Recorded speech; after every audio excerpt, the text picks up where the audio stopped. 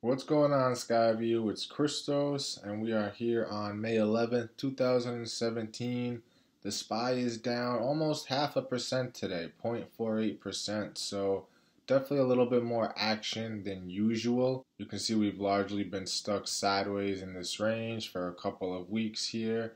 This is definitely one of the biggest range days in a while, just from high to low here. So hopefully picks up a little bit more. That would be great. We are just looking to see if we can add any more positions to our portfolio today. Decent trade count, up pretty nicely for the day, setting our account back up to new highs, which is pretty cool. But we need to stay active, right? We need to continue to put on positions. Let's just take a look at the VIX. The VIX finally broke back above 10, which is nice, I guess. But 1089 is pretty small, so at least we got a little bit of increase in volatility here, but we need a little bit more than that. Nonetheless, we have to keep trading. We have to trade small. We have to keep active. So we are going to look for another trade today. I was looking at all of these stocks.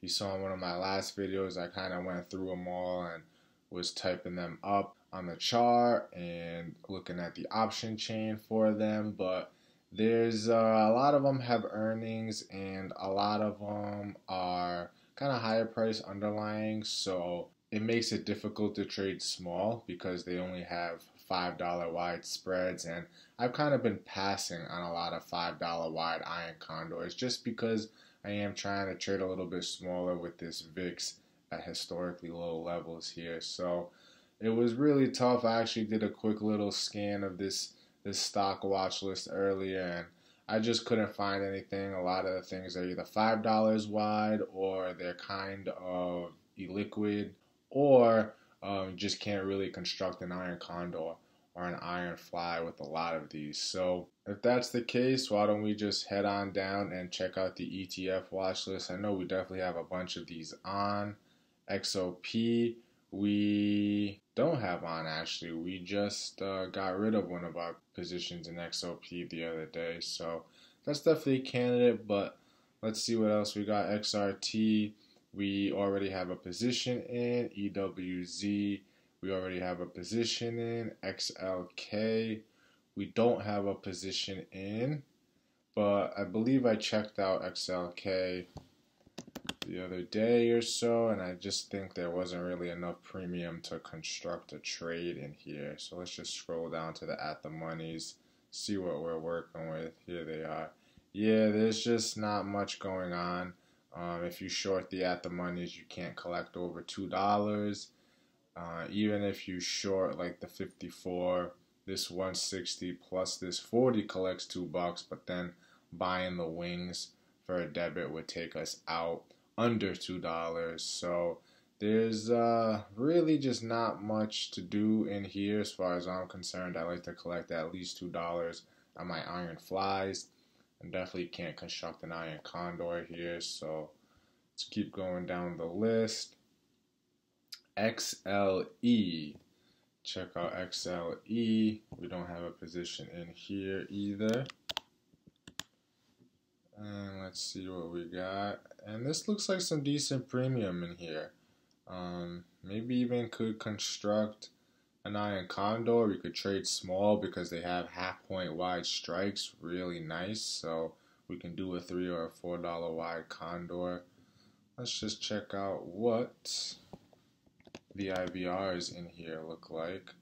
So we got the 12-month at 29, 6-month at 37, 3-month at 85. So this is definitely interesting, definitely tempting here. Kind of been going sideways to down, but you know, there's a lot of choppiness. It's not like some straight down action. There's definitely a lot of chop in here, so that's good. A little two-sided trading is what we like to see. We got the stock price hovering around $68 right now, so let us see if we can construct something in here. And because these strikes and these option prices kind of give us the opportunity to construct an iron condor, it looks like, let's see if we can do that. So you guys know I usually start around that 30 delta and around that dollar mark in the option prices. So I guess it kind of takes us to this 66.50 range to the 65.50 range. And why don't we just go right to the 30 delta here, and that's going to bring us to this 66 put. So pick up around 80 cents for short in that. And going 3 or 4 points wide, 3 points wide brings us to the 63 strike, and that's the 13 delta. And 4 points wide brings us to the 62 strike, that's at the 10 delta.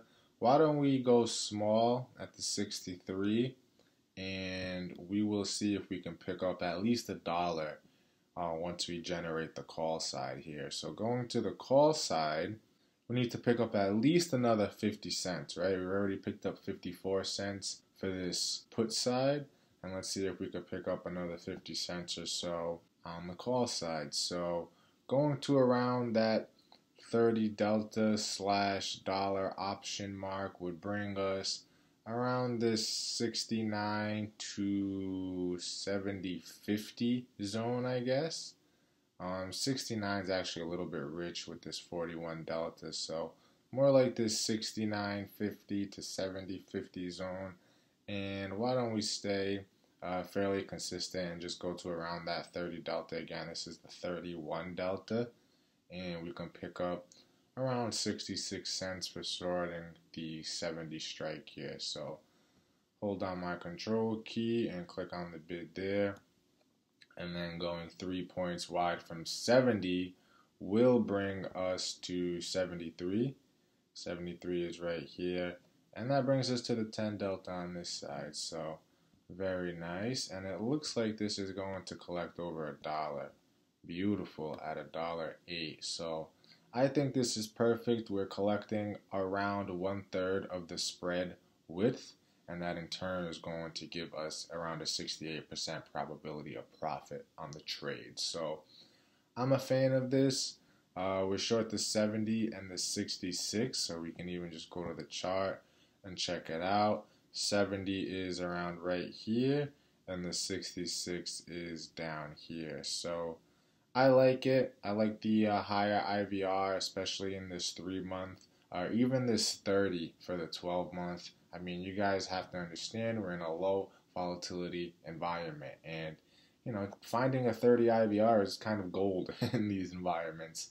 I've kind of been joking that 25 IVR is the new 50 IVR, and it's kind of true. We just have to adapt to the environments that we're given. Right now, we're given a historically low volatility environment, so we're just not going to find a lot of IVRs over 50. And when we do find them, it's probably because they have earnings, right? So we can't even place the trade anyways. So this is decent IVR across the board, but we're also still keeping a small trade, only 3 points wide.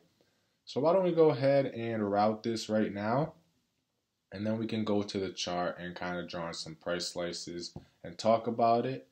And let's edit this. You guys know I like to see what I'm working with as far as the spread width. So about an 8-cent, 9-cent spread here.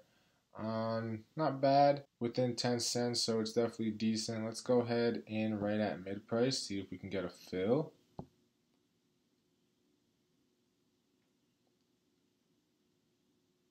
And it does not look like we are getting the fill right at mid price. So because it is a wider spread, maybe at least move it down 1 penny, and we'll let it sit there, and then we'll talk about the chart, see if we can get a fill.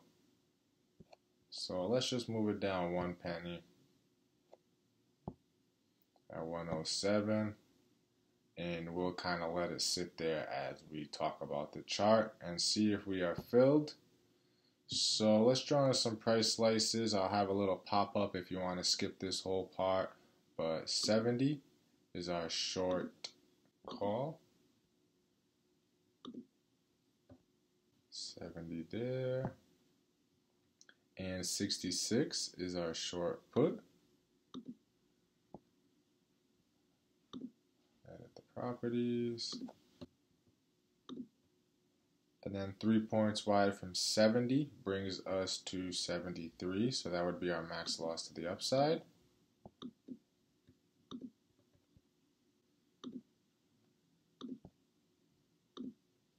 And our max loss to the downside would be 3 points from 66, brings us to around 63. Edit the properties here.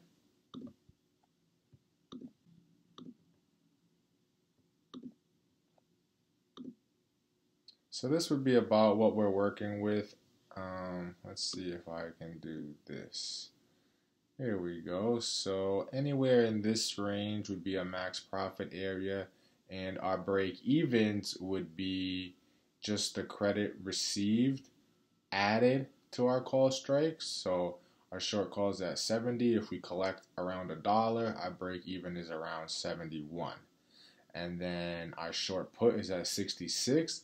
And if we collected around $1 for the full spread, well, that brings our break even to the downside at around 65, right? So this again is our max profit area, and our max loss is anything above 73 and anything below 63 on the downside. So I do like this, still not filled. Let's go ahead and move it down one more penny. It looks like the mark is kind of moving down. Remember, the mark is the mid price, and we're not going to get filled at the mark. We're going to get filled most likely between that mark mid price and the natural price.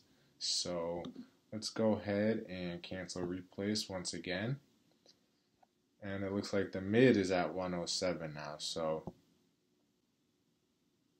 kind of bouncing around here.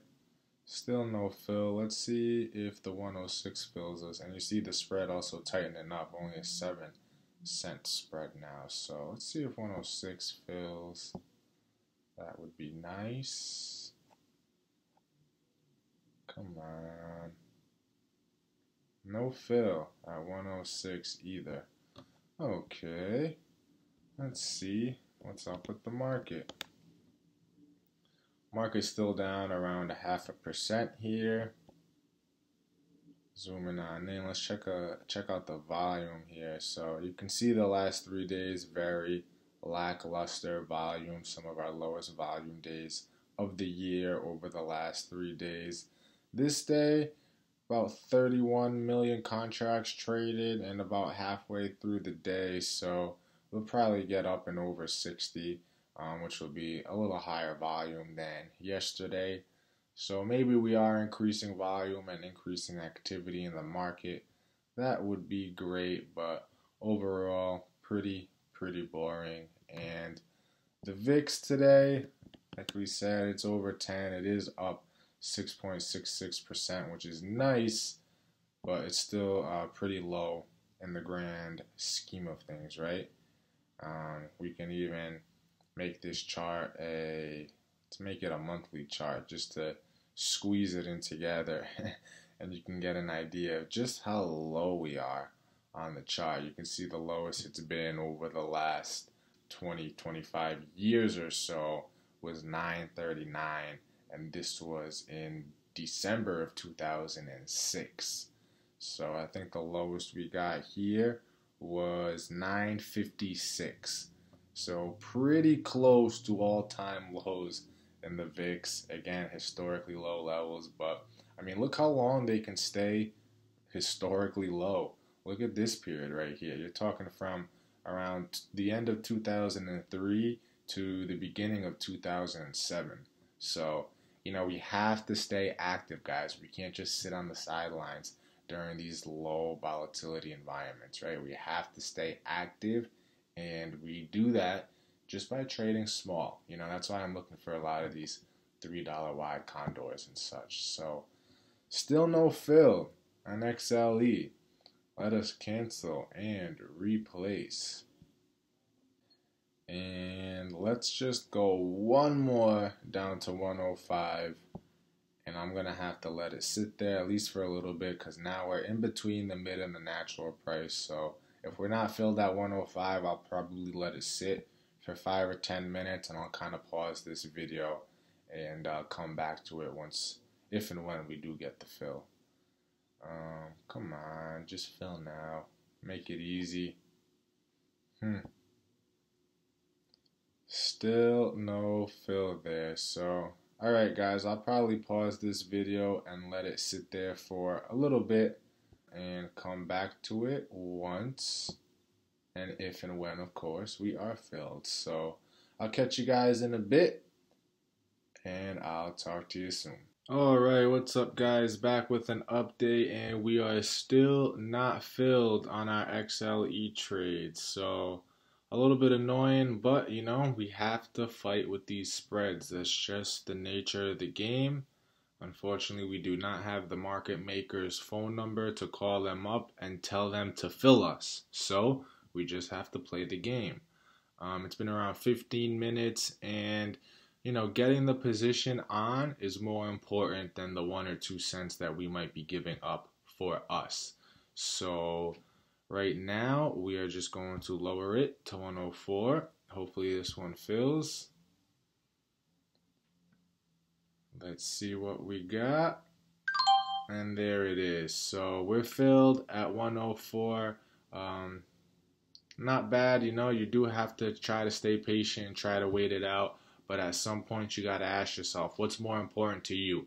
Getting the position on and possibly being able to manage it for a 50-cent winner, or, you know, saving yourself the 1 or 2 cents on order entry with the risk of never getting the position on. So for us, we wanted the position. It was more important to us. XLE, you can see, has been nice to us, yield to date, made a little bit of money in it. So just going back to the well per usual, I think we already went over the trade and you guys got a good idea of what we're looking for. Because we collected around 1/3 the width of the spread on this one, we are going to wait and hope to manage it around 40 to 50% of max profit. So hopefully we can take around 40-50 cents off of this trade, and that is what we're working with. So that's about it for this video, guys. Thank you for listening. I hope you learned something from it. And until the next video, take care.